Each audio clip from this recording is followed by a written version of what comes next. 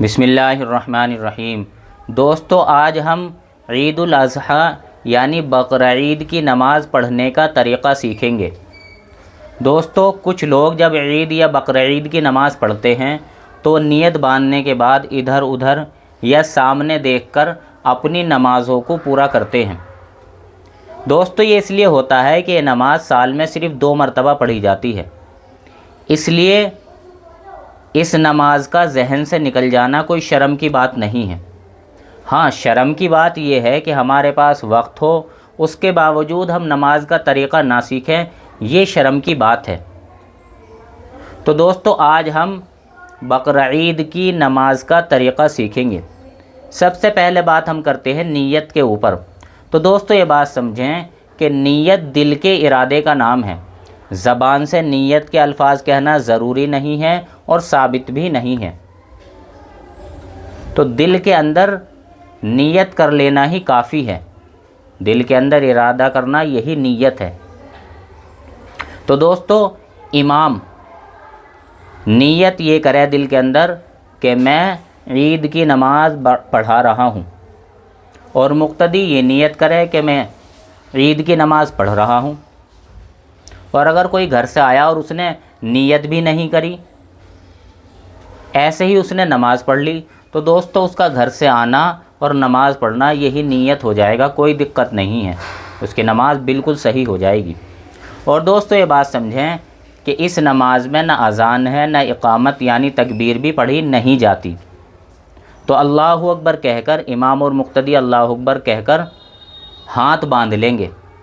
پھر اس کے بعد امام اور مقتدی سبحانک اللہم و بحمدک و تبارک اسمک و تعالی جدک و لا الہ غیرک پڑھیں گے۔ پھر اس کے بعد زائد تکبیر شروع ہو جائے گی۔ امام اور مقتدی اللہ اکبر کہتے ہوئے ہاتھ کانوں تک اٹھائیں گے اور نیچے چھوڑ دیں گے۔ پھر دوسری مرتبہ امام اور مقتدی اللہ اکبر کہتے ہوئے ہاتھ کانوں تک اٹھائیں گے اور نیچے چھوڑ دیں گے۔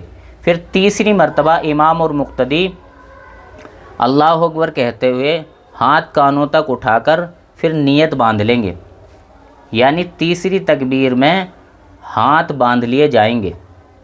پھر اس کے بعد امام اعوذ باللہ بسم اللہ سورہ فاتحہ اور کوئی سورت پڑھے گا، پھر رکوع سجدہ ہو کر یہ پوری رکعت پوری ہو جائے گی۔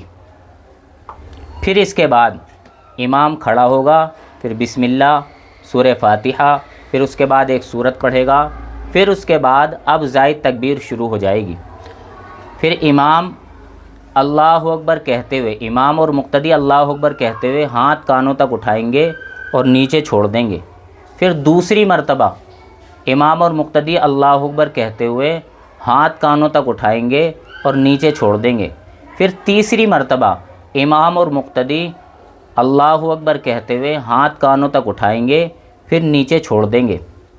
پھر چوتھی تکبیر میں امام اور مقتدی اللہ اکبر کہتے ہوئے رکوع میں چلے جائیں گے، چوتھی تکبیر میں۔ پھر اس کے بعد امام رکوع کرے گا، دونوں سجدے کرے گا، پھر اس کے بعد سلام پھرے گا، پھر اس کے بعد مختصر امام دعا کرے، پھر اس کے بعد دوستو بھاگنا نہیں ہے۔ جس طریقے سے نماز واجب ہے، اسی طریقے سے خطبہ سننا بھی واجب ہے۔